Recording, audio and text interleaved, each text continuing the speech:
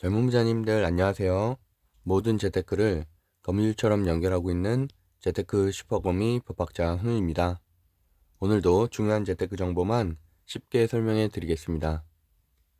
제가 지난 일주일 동안 제주도 휴가를 끝내고 오늘 이게 회사에 오랜만에 나와서 좀 방송을 좀 일찍 나와서 시작하려는데 아무래도 오랜만에 하니까 좀 어색한 부분도 좀 없지 않아 있네요.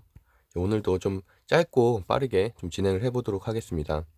어쨌든 내일부터는 가능하면 제가 오늘도 좀 사실 아침에 새벽에 대전에 갔다가 대전에 이제 지난주 일주일 동안 못 갔다 왔기 때문에 좀 들렸다 오는 바람에 좀 늦게 도착했는데 내일부터는 가능하면 아침 8시 이전에 업로드를 하도록 하겠습니다. 현 시간은 8시 47분이고요. 9월 13일 월요일 방송 시작하겠습니다. 지난주 지표가 지난 금요일, 목요일 지표가 사실 좀 좋지 않아서 오늘은 저도 신규 매수를 좀 강하게 하기보다는 좀 관망세를 보려고 하고요. 대선 이슈들이 좀 특이한 사항들 좀 많이 나왔었어요. 그래서 뭐 이제 그런 거에 따른 변동성이 어느 쪽으로 갈지 좀 예측하기 어렵기 때문에 한번 좀 보려고 하는 장세가 시작되고 있습니다. 일단 확진자 수는 1755명으로 주말치고는 사실 상당히 좀 많은 거거든요. 많은 거고 코로나 라이브로 확인을 해도 지금 한 1700명대 정도 기록할 것 같은데 사실 일요일 치고 1700명대로 만약에 오늘 발표가 된다면 좀 많은 수치이기 때문에 이번 주 안에 뭐 1900명, 2000명까지 다시 진입을 할 가능성도 있을 것 같아요.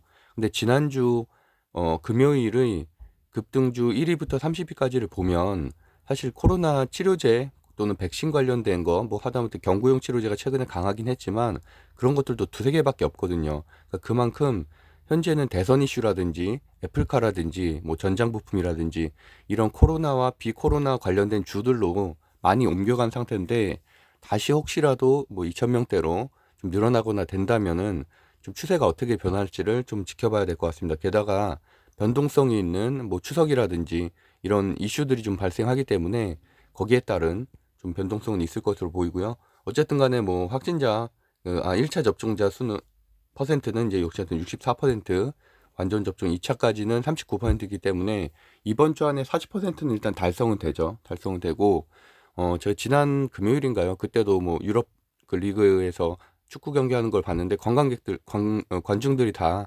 노마스크로 지금 경기를 하고 있잖아요. 그래서 어쨌든 전 세계적으로는 물론 델타 변종 바이러스나 람다나 이런 것들이 있긴 하지만 여전히 위드 코로나에 관한 그런 분위기는 빠르게 좀 진행되고 있는 것 같아서 우리나라도 지금 계획은 발표 다 했죠. 완전 접종자 수가 70%가 넘어가면 위드 코로나에 대한 그런 뭐 약간 어드밴티지를 많이 주겠다 이런 식으로 진행을 했기 때문에 어쨌든 한번 좀 지켜보면 될 것 같습니다. 보시는 것처럼 다우존스, 나스닥, 미국 증시가 사실 좋지 않았죠. 지난 금요일에 마이너스로, 그러니까 전강 후약이잖아요. 이런 그래프가 사실 가장 좋지 않은데 마이너스 7, 8%로 마감이 됐고 나스닥도 요새 최근에 강했지만 이렇게 보면은 0.87% 마감으로 마감이 되었고 그나마 이제 중국 증시나 뭐 일본 증시가 최근에 조금 버텨줬는데 일본 증시 같은 경우는 아무래도 뭐 이런 새 총리에 대한 좀 기대감 이런 것들 때문에 좀 상승을 했고 유럽 증시도 이렇게 정강하다고 후약으로 마무리가 됐죠. 그렇기 때문에 이제 한국 증시에도 지난 금요일 분위기, 글로벌 증시 분위기가 그대로 온다면 당연히 오늘 장은 약세장 또는 개파락으로 시작할 가능성이 좀 높다고 보고 있고요. 국채금리도 이렇게 3.15% 급등한 것은 급등하거나 급락하는 건 좋지 않다고 말씀드렸는데 이렇게 어쨌든 이날도 큰 변동성이 있었기 때문에 뭐 전반적으로는 좋진 않다.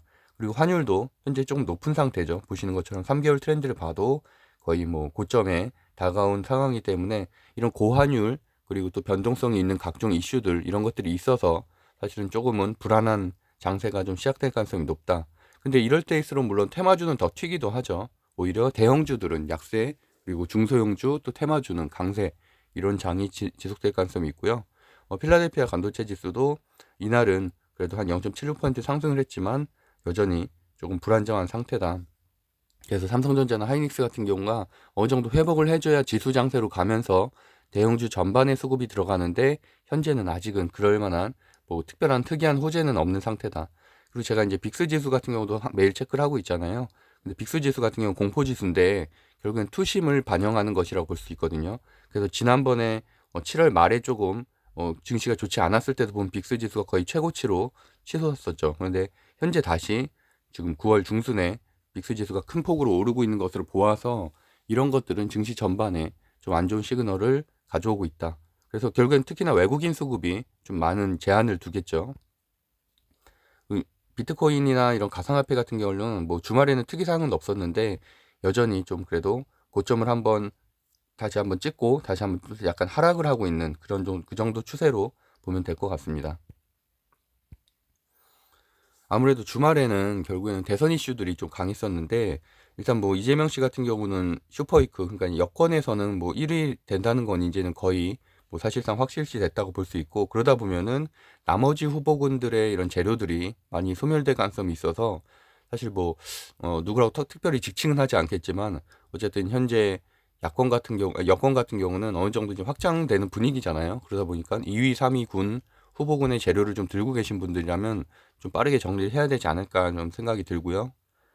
그다음에 뭐 윤석열 씨가 아시다시피 뭐 피의자로 그 고발 사주라고 하죠. 그 피의자로 입건된 상황인데 뭐 제가 보기에도 저도 어쨌든 법학을 하고 있으니까 큰 사안으로 보고 있진 않지만 어쨌든 그래도 흐름은 좀 지켜봐야겠다. 변곡점이 될 수 있기 때문에.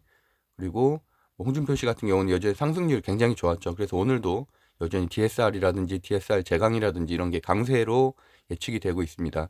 그래서 뭐 박찬주 후보 같은 경우도 뭐 사퇴하고 돕겠다. 뭐 간단한 이슈 정도 보고요.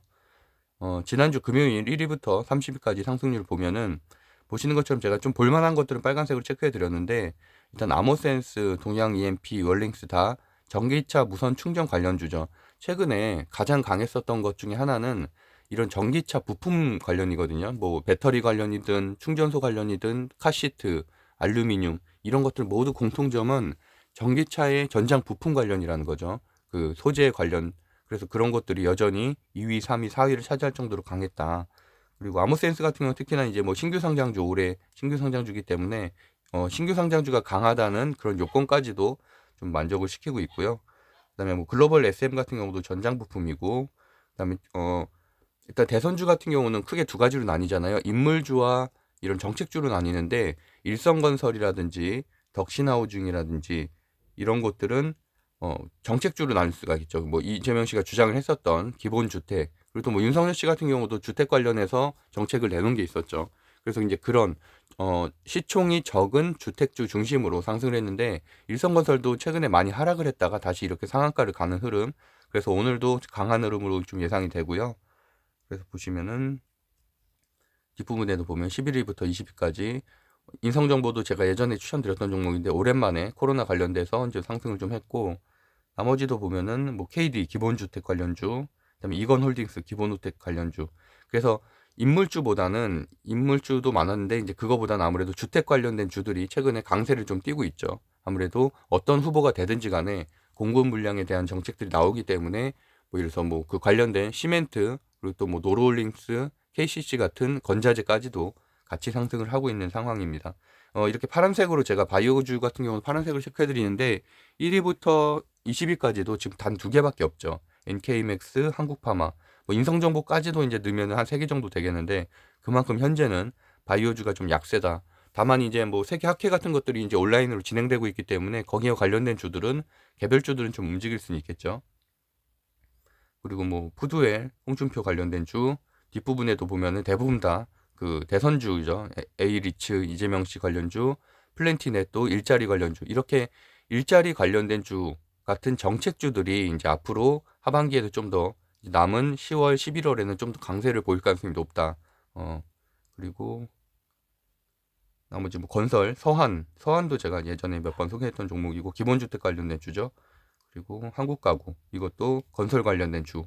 이렇게 보시더라도 건설 최근에 이제 두 가지 트렌드를 보면은 일단은 우량주 섹터 중에서는 이제 그 자동차, 전기차나 수소차 이런 친환경차 관련된 소재, 부품, 장비, 그리고 재료, 그 소재 쪽으로 좀 보시면 될 것 같고, 그다음에 대선주 쪽에서는 이렇게 일자리나 기본주 주택 이런 거 같이 정책주와 좀 연관된 것들을 중심으로 좀 체크를 해보시면 될 것 같습니다.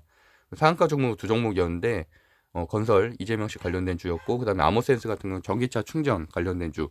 그래서 3위 상한가 1위부터 30위까지를 좀 체크해 보면은 대선주 관련된 것들이 12개, 전기차 충전소 관련 것들이 3개 이렇게 흐름을 좀 파악할 수가 있습니다. 건설 중소형과 2차전지 좀 체크해 보시면 될 것 같고요.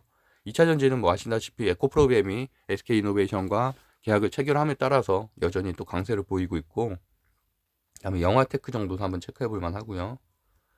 그다음에 거래량 상위에서도 보면은 덕산하우징, 서한, 일성건설 다 건설 관련된 기본주택 관련된 주들이죠. 그리고 거래 금액 상위에서도 보면은 카카오 네이버가 반등은 했는데, 뭐 다들 제가 여러 번 말씀드렸다시피 이건 이제 일시적인 반등일 가능성이 좀 높거든요. 왜냐하면 제가 그날도 121선에 닿아서 기술적 반등이 있을 거라고 말씀드렸고, 그래서 이제 그 다음날 금요일에 이렇게 반등을 했는데, 이날도 사실 장초에는 4% 정도 상승을 하다가 종가는 이렇게 약하게 1%, 2.7%로 좀 약하게 마무리가 됐다는 거죠. 그래서 이제 대형주한테 또 좋지 않은 대외 환경이 지속되고 있기 때문에 다시 이제 횡보를 거닐 가능성이 좀 높거든요. 그래서 뭐 저도 이제 어쨌든 카카오 네이버를 현재는 들고 있지는 않은데, 어쨌든 나머지 뭐 NC소프트라든지 이런 걸 좀 들고 있기 때문에 뭐 저는 큰 기대는 하지 않고 있고, 충분히 횡보를 보내고 그런 이평선들의 이격이 줄은 다음에 저 같은 경우 뭐 추매를 하든지 이런 식으로 뭐 물타기를 할 계획도 있는데, 현재는 절대 건들지 않을 생각을 하고 있습니다. 그리고 잠시 증시를 좀 볼게요. 지금 시간이 거의 다 되긴 했는데, DSR 같은 경우는 오늘 상당히 강한 흐름으로 보여질 것으로 보고, H에탄올, MH에탄올 같은 경우는 조금 좀 약세를 지금 보이고 있죠. 오늘부터 또 경고 종목으로 지정이 됐었나요? 오늘 투자 경고 종목 지정이 또 됐고, 그래서 오늘의 대장주는 홍준표 관련된 주에서는 DSR과 DSR 제강으로 보여지고, 그다음에 이재명 씨 관련된 주에서는 이제 카스와 원래 이스타코가 좀 강했었는데, 이스타코 같은 경우도 저는 이제 좀 많이 하락을 하면은 자리 자체는 좋기 때문에 좀 또 21선 위에 올라가 있고 수렴도 충분히 된 상태라서, 많이 떨어지면 오히려 어쨌든 지금 여건에서는 1위를 차지하고 있기 때문에 좀 이스타코 같은 경우는 좀 보려고 하고 있습니다. 저점에 매수를 하던가 좀 많이 하락을 하는 경우에는. 근데 전체적으로 오히려 이재명 씨 관련된 주가 좀 약세고, 애니능률이 아까 시외가가 좋았는데 이제 그건 다시 빠졌네요. 빠졌고 오히려 이제 좀 악재들이 많이 나왔죠. 지금 윤석열 씨 관련된 주 같은 경우는. 그래서 오늘의 흐름은 특별하게 신규 매수를 좀 강하게 한다기보다는 전체적인 흐름을 좀 보는 추세 정도로 보면 될 것 같습니다. 그래서 저 같은 경우는 오늘은 이제 일성건설 그리고 이스타코 흐름 한번 보고 저점 되면은 매수 생각하고 있고, DSR과 DSR 제강, 그다음에 MH 에탄올 그 정도를 이제 체크를 하고 있습니다. 그리고 애플카 중에서는 뭐 아모센스라든지 현우사업 뭐 이 정도가 이제 뭐 강세라고 보기 3기까지 좀 보시면 될 것 같습니다. 네, 일단은 그럼 오늘은 이 정도로 마무리하고, 어쨌든 내일부터는 8시 전에 방송을 좀 올리도록 노력하겠습니다. 네, 오늘도 행복한 하루 보내세요. 감사합니다.